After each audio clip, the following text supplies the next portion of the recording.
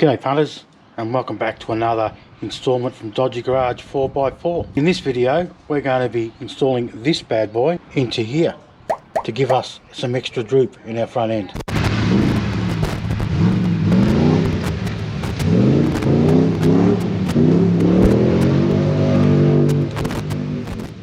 Big shout out to the legend in a recent video that gave me the heads up on this concept, two guys on this mod. I'll put a link to that video in the description and maybe up top there somewhere. It was a video referring to the 2-inch lift by winding up the torsion bars. Goes back a little while ago, but stop in and check that one out.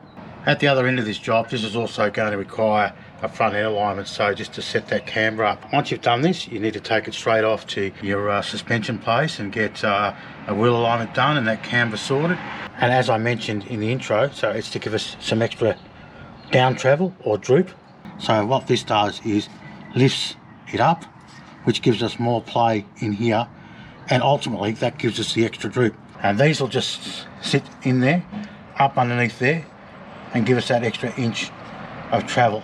You know, whilst you're gaining some lift and some droop, you're also going to put some probably unwanted strain on the CV and the CV boots.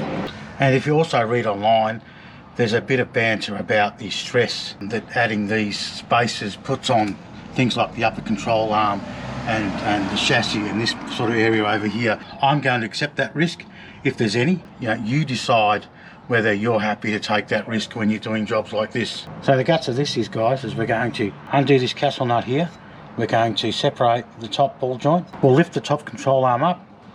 We'll take the ball joint out. We'll slide the spacer up underneath, and with the use of longer bolts, we'll flip the ball joint from on top to underneath, up underneath here, and then we'll do it all back up. And then finally, over in here, we're going to undo these two here, and we're going to put the camber shims in. Because we're putting a 1-inch spacer in here, I think we're going to have to change the grease nipple on here because it's got an elbow to it. I think we're going to need one that comes straight out. So I've taken the split pin out of there, and I've just unscrewed the castle nut right down, so I've just got a full head of thread there. So now what I'm going to do is to release the ball joint from this particular arm here. I'm just going to tap this area here with a hammer, see if I can't pop her off. Okay, took a few hits with a hammer, one really hard one, but as you can see she's separated now. I'll undo that castle nut all the way, and then I'll undo these 3 nuts here and take that ball joint off. Yeah, so you can see I've got the ball joint separated now. It's just sitting there loose, just the top control arm's a bit nice and flexible, and I've got this arm here just sitting off to the side. 22mm socket, I'll get the nut on the ball joint off, and these bad boys here, 12mm socket, I'll get them done. Yeah, so the ball joint's out, so I've got that out there. Just a side note, to get the ball joint out, you really need to slide this rubber boot off from underneath.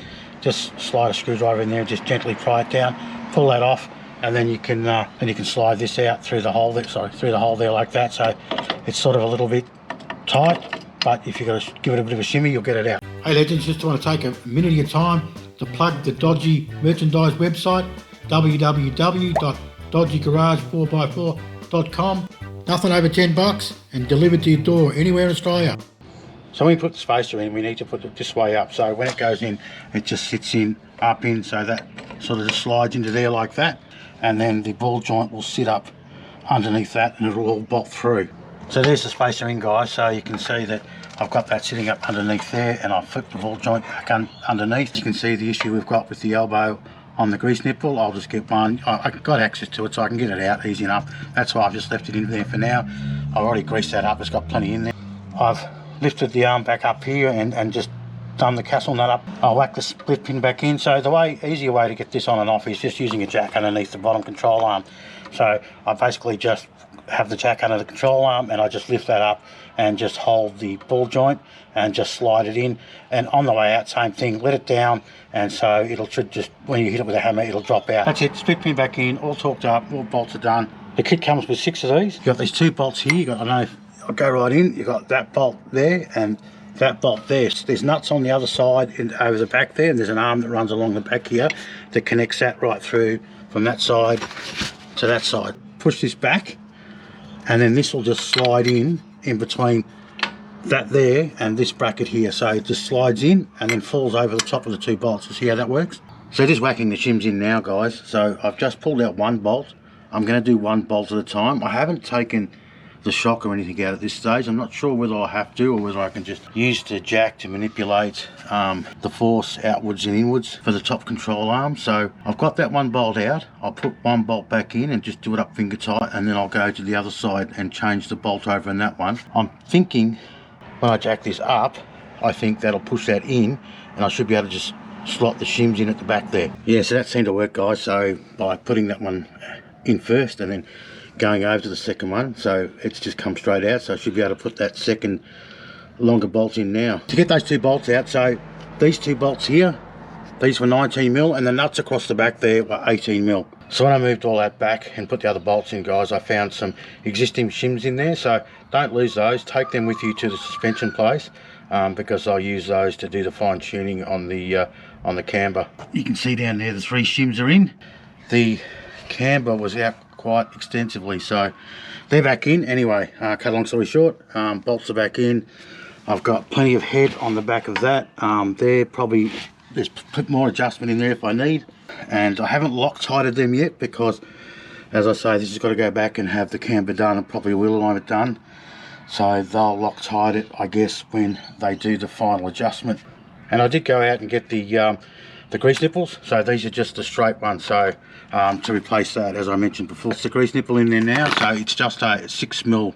I got that from Autobarn, so just you get a pack of 2 for $7. So you can see I didn't have to undo any of this to get to these two here and push that back out to put the shims in.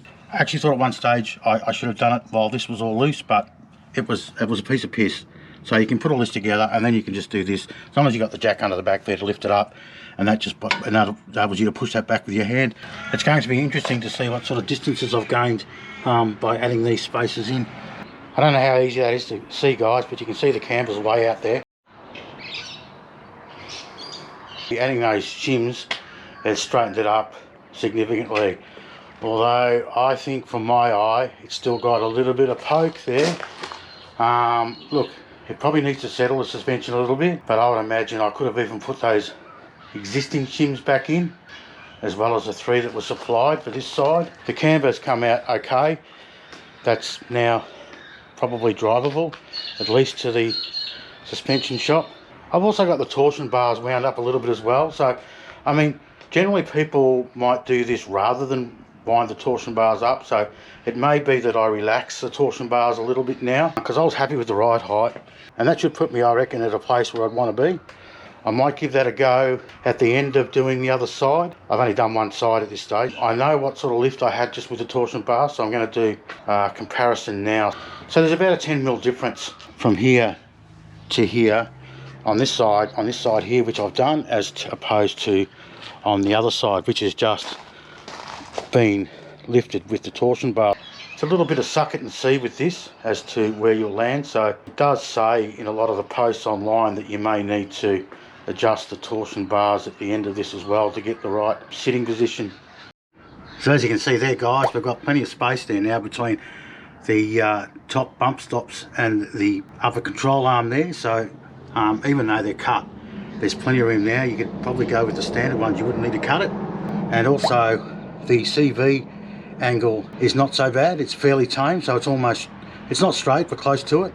So anyway, I hope you enjoyed the content, just a little bit of an insight into how to add those spacers. I'll put a link in the description to where I got the spacers from. About 120 bucks I think I paid. Anyway, we gave it a crack, job done.